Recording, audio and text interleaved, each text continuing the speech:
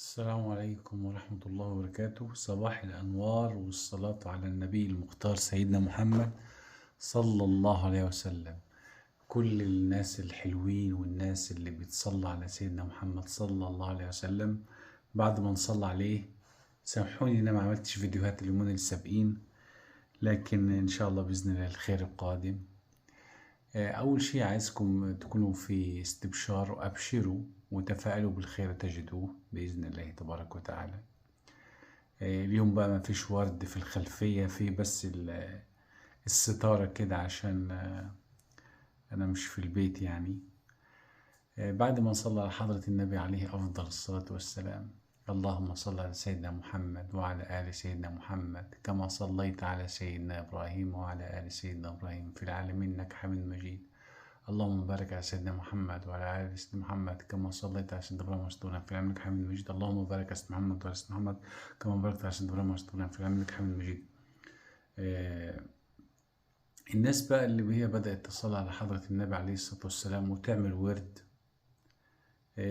أقول لكل الناس دي تبشر وتتفائل وتستعين بالله تبارك وتعالى، لأن ما صلى على سيدنا محمد شقي، ما صلى على حضرة النبي صلى الله عليه وسلم شقي، وإنما الذي يصلي على سيدنا محمد هو سعيد مسرور وتقضى حوائجه، وليس مجرد كلام أو نحن نتحدث دائما بعمل فيديوهات وصلوا على النبي وصلوا على النبي والتدين والصلاة والعبادة، ولا، ولكن فعلا الصلاة على سيدنا محمد صلى الله عليه وسلم تخرج من الظلمات إلى النور.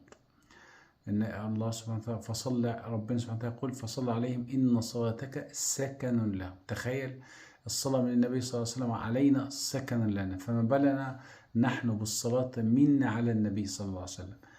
الصلاة التي هو الله سبحانه وتعالى بدأ نفسه بها وعملها، وليس فقط عمله هو وملائكته، وليس فقط يصلي الله سبحانه وتعالى على سيدنا محمد فقط، لا، ولكنه دائما يصلي لنا يا أيها الذين آمنوا صلوا عليه وسلموا تسليما. يقول إن الله وملائكته يصلون على النبي. خلاص، يصلون يعني بيصلي وما زالوا حيصلي على سيدنا محمد صلى الله عليه وسلم. واحنا طبعا قلنا الحديث ده ان شاء الله معانا لاخر العمر، ربنا يحيينا ويحييكم. اذا تقضى حاجتك ويكفى همك، يعني اي شيء يهمك اي شيء يغمك دائما تيقن انه مقضي ان شاء الله. طيب النهارده احنا معانا قصة كده لطيفة في جبر الخواطر، وايضا في شيء اكد لكم عليه اللي هو ما اراد شخص مستعين بالله العلي العظيم أن يقضى حوائجه، وكان يصلي على النبي خاصة ويستغفر ويحوقل، بس بضمير، يعني بضمير يعني بقلب خاشع، يعني بنية صادقة. ما صلى أحدا على النبي إلا جبر، ما استغفر أحد إلا جبر، ما حوقل لا حول ولا قوة إلا بالله العظيم إلا جبر.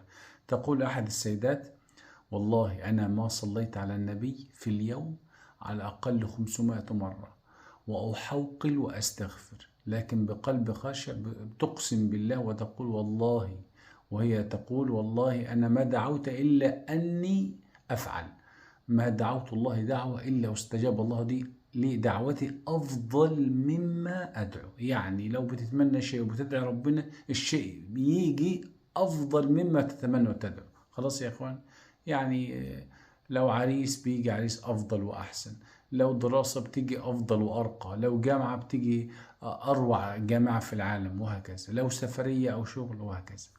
طيب النهاردة احنا معانا ايه؟ بعد ما تصلى على حضرة النبي عليه أفضل الصلاة والسلام، وخاصة احنا في أيام كريمة، وإن الله سبحانه وتعالى حيي وكريم، ربنا بيحب العبد الطائع وبيحب العبد اللحوح. والله يا إخوان أنا أخبرتكم سني قبل سابق بعد 40 سنة، من 40 سنة حاليا ربنا يدينا ويديكم طول العمر، اكتشفت إن ما أفضل من الاستغناء عن الناس، ما أفضل من العبادة لله، ما أفضل من التقرب إلى الله، ما أفضل من الحب لله تبارك وتعالى. لا تحب أخوك، لا تحب أبوك، لا تحب خالتك، لا تحب عمتك. مش بقول لكم تكرهوا الناس، لا مش قصدي كده، يعني إيه، خلي الحب الأول والأخير هو حب الله سبحانه وتعالى. حب الأول والأخير هو حب سيدنا النبي والصلاة على سيدنا محمد صلى الله عليه وسلم. أنا عشان الناس بس ما تفهمش رسالتي بشكل خاطئ، أنا أقصد إن أنت مش إن أنت ما تحب الناس تكره الناس اللي حواليك، لا، هو حاشا لله، لا، ده حتى المؤمن لازم يكون حبوب كده ويكون لطيف. آه لكن أنا أقصد يعني ما تتكل على حدا، ما تتكل على شخص، ما تركن لشخص، ما تركن إلا الله تبارك وتعالى. كما سبق الحديث يعني إنه هو من تجارب شخصية، يعني لا تركن على شخص أبدا. من اعتمد على الله ما ذل وما ضل، ومن اعتمد على الناس ضل وذل.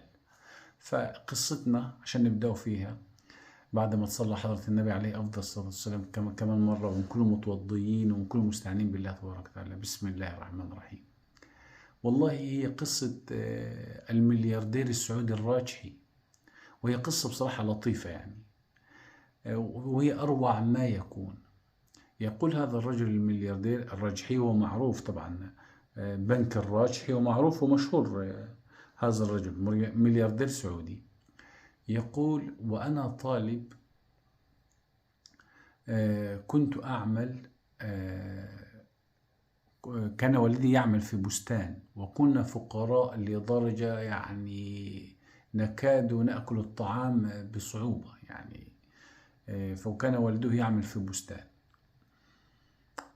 وكان هو في المدرسة، كان هناك رحلة مدرسية مثل أي طفل عندما نكون في الدراسة وتكون هناك رحلة مدرسية، نتمنى أن نذهب في الرحلة ونكون مستمتعين بهذه الرحلة.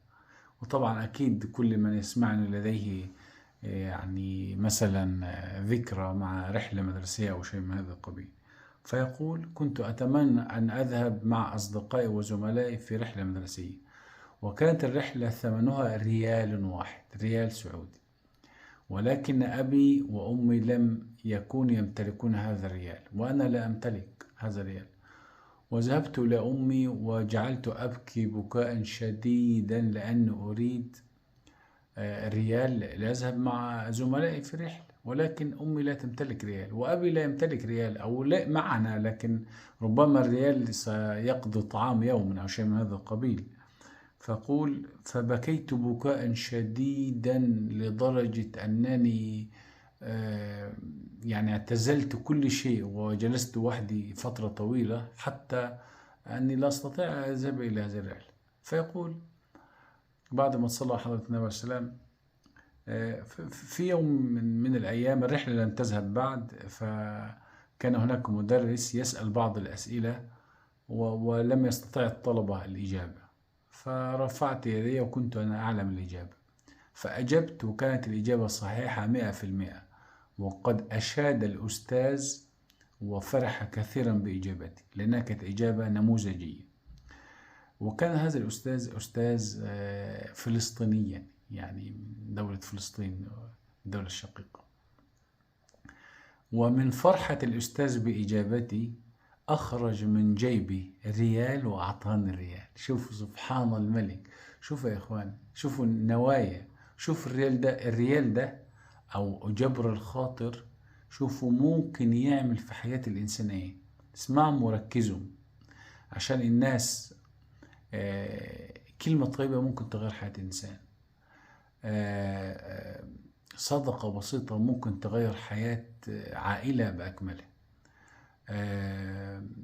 صلح بالناس ممكن تغير مستقبل عائلتين على سبيل المثال. الصدقة يا إخوان، الأمور الطيبة لا تستصغر الأمور الطيبة مهما كانت بسيطة. النبي عليه الصلاة والسلام يقول: الكلمة الطيبة صدقة. تخيل. فيقول هذا الرجل الراجحي: أخرج الأستاذ الريال وأعطاني الريال. يا الله يا الله، ما مدى سعادتي بهذا الريال. لم أفكر لحظة وأخذت الريال وذهبت مسرعا إلى شؤون الطلبة وأعطيتهم الريال وسجلت اسمي في الرحلة حتى أذهب مع زملائي في الرحلة المدرسية. وبالفعل ذهبت وانتهت الرحلة وكنت سعيد للغاية، وانتهت الدراسة وانتهت أيام الدراسة، وأصبحت شاب ودخلت في معترك الحياة يعني، وبدأت العمل إلى أن شاء الله وأصبحت ملياردير. ملياردير هو معروف الرجل الراجحي، بنك الراجحي، مؤسسات الراجحي، وهكذا. ولو بحثت وكتبت الملياردير السعودي الراجحي سوف ستجدون هذا الرجل يعني وحياته. فيقول أصبحت ملياردير وأصبحت لدي أموال كثيرة جدا جدا جدا. وفي يوم من الأيام أجلس، وبينما أنا جالس تذكرت الأستاذ أو المدرس الفلسطيني الذي أعطانا الريال. لم أكذب خبرا، وأخذت نفسي وركبت سيارتي وذهبت أسأل عنه. ذهب إلى المدرسة فقالوا أنه ترك العمل، أو أنهم أخرجوه من العمل باكرا. ذهب يبحث عنه وسأل هنا وهناك، المهم أنه وجده في حي من الأحياء. ذهب إليه وقدم نفسه إليه على أنه رجل عادي وأنه يسأل عنه وهكذا. فقال له، هو يقول للأستاذ الرجحي، يقول للأستاذ ألا تعرفني؟ فقال له والله يا ابني، هو ما زال شاب يعني، هو ربنا أعطاه وأغناه، بس ما زال يعني، طبعا الأستاذ أصبح عجوز في السن أو كبير في السن. ألا تتذكرني؟ قال له والله لا أتذكرك، الحياة يعني فيها أمور كثيرة. فقال له ألا تتذكر الطالب في المدرسة الابتدائية الذي أعطيته ريال للرحلة؟ فقال والله أنا لا أتذكر. من هنا لهنا قعد أتذكر. قال له أنا هذا الطالب، وأنا جئت أبحث عنك كي أعطيك الريال وأعطي لك هذا الدين. قال له يعني فضحك وقال هل أنت يعني تبحث عني لتعطيني ريال؟ ماذا أفعل أنا بريال؟ فقال له والله إنه لدين كبير في رقبتي يا أستاذ، وسوف أعطيك الريال. فقام بعزومته وقال له تفضل معي. فأخذ الأستاذ يذهب معه وركب معه سيارته الفاخرة طبعا. وأخذوا يتبادلون الحديث ويضحكون، وبينما هم يتبادلون الحديث وقفت السيارة. أين وقفت؟ وقفت أمام فيلا. قال له يا أستاذ انظر هذه الفيلا، أنا عملت كثيرا واجتهدت واشتريت هذه الفيلا. قال له بارك الله فيك يا ولدي، ما شاء الله جميل. قال له إن شاء الله سوف نأكل معنا اليوم، يعني أنت في عزومتي اليوم. ذهب قال له يا أستاذ انظر إلى هذه الفيلا كم هي جميلة، كم تساوي؟ قال له والله يا ولدي لا أعرف، ولكنها ربما تساوي الملايين. فيلا ضخمة، تخيلوا يا إخوان الناس اللي بتسمعني، فيلا يعني من وصف يعني بمساحة بجنينة. فقال له يا أستاذ هذه الفيلا أنت قد اشتريتها مني بريال. قال ماذا؟ قال هذه الفيلا أنت قد سددت ثمنها بريال عندما أعطيتنا الريال وأنا صغير. أنا لم أنسى أبدا هذا المعروف الذي صنعته فيه. فقال له لكنه كثير. قال له يعني أنت أتقصد أنك سوف تعطيني هذه الفيلا؟ قال هي لك بالفعل، هذه الفيلا هي لك بالفعل، أنا اشتريتها لك بالفعل، وحتى هذه السيارة التي نجلس فيها هي لك أيضا. قال له كل هذا؟ قال له نعم كل هذا، ولكنه كثير. قال له ليس كثيرا عليك، وهذا مقام الريال الذي أعطيتني إياه. أنت لا تعلم ماذا فعل هذا الريال في حياتي. هذا الريال هو الذي جعلني اليوم الملياردير الذي يقف أمامك. أنتم متخيلين يا إخوان؟ وبالفعل قال له وأنت لا تعمل أيضا؟ قال نعم أنا لا أعمل، فقد جعلوني أترك العمل لأني كبرت وهكذا. فقال له إذن أنت لك مرتب مدى الحياة من مؤسسات الرجحي. شوفوا يا إخوان كرم الله سبحانه وتعالى عندما يأتي، شوفوا المعروف، شوفوا الإحسان، وهل جزاء الإحسان إلا الإحسان. فأنت عندما تقدم لشخص شيء، تأكد إن الشيء ده ربما يكون هو الملاذ الوحيد اللي تخرجه منه. مثلا أنت معك 10 ريالات، ممكن تعطي لإنسان، ممكن ال10 ريالات دي يغيروا حياته فعليا، ممكن يغيروا يومه، يغيروا السنة اللي هو عايش فيه، يأكل طعام، يفرح، تقدم له سرور يعني. وأفضل ما يدخل الإنسان على أخيه المسلم سرور يدخله على قلبه. فيا إخوان، الإنفاق شيء ولا أروع ولا أعظم. وبالفعل أخذ هذا الرجل الفيلا وأخذ السيارة ومرتب بقية حياته بسبب ريال. تخيلوا يا إخوان، والله وأنا بسمع القصة، بصراحة القصة دي منقولة، والله أنا أصبحت يعني كنت أشعر بذهول، يعني مش بذهول من الفيلا والسيارة والمرتب بقية الحياة، لا، بمدى إخلاص هذا الرجل، ومدى إن هو حفظ الجميل لأستاذه. وهنا يذكرني موقف لطيف بصراحة. وأنا في المدرسة الابتدائية كان هناك أستاذ يسمى أستاذ عمر. أستاذ عمر كنت لا أحفظ جدول الضرب، فقال: من يحفظ جدول، أعتقد جدول 3 في 3، 3 في 3 في 9 وهكذا، سوف أعطيه ربع جنيه. ربع جنيه بالمصري يعني كان مبلغ. وأنا في الابتدائي كنت أخذ شيء اسمه شيلن.